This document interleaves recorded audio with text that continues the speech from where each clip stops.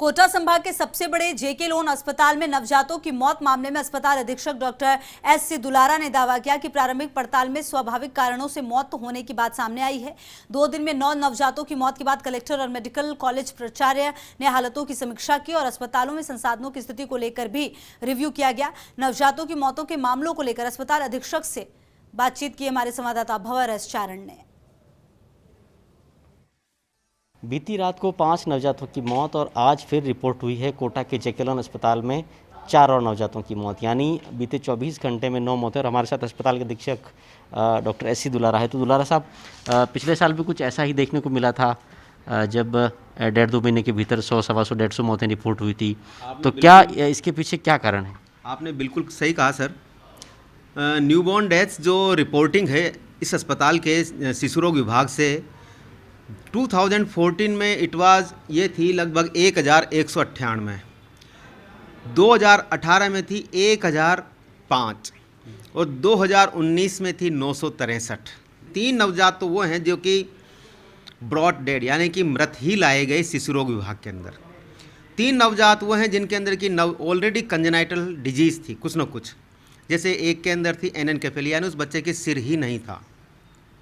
एक था जिसके सिर में पानी भर जाता है, सिर बड़ा हो जाता है। एक वो था ओलिगोहाइड्रोमियस।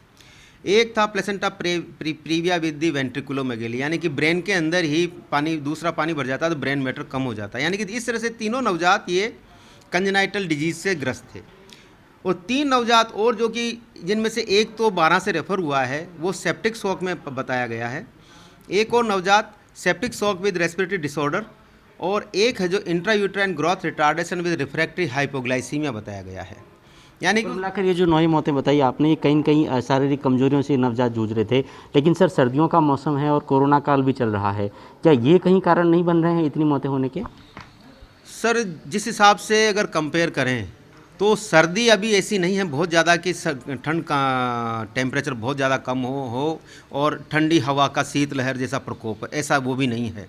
परंतु कोरोना काल की कहें कि बच्चों में हमारे नियोनेट्स के अंदर कोरोना वायरस या कोरोना वायरल डिजीज़ का कोई प्रोग्रेशन अभी हुआ हो ऐसा कोई रिपोर्ट नहीं है सर।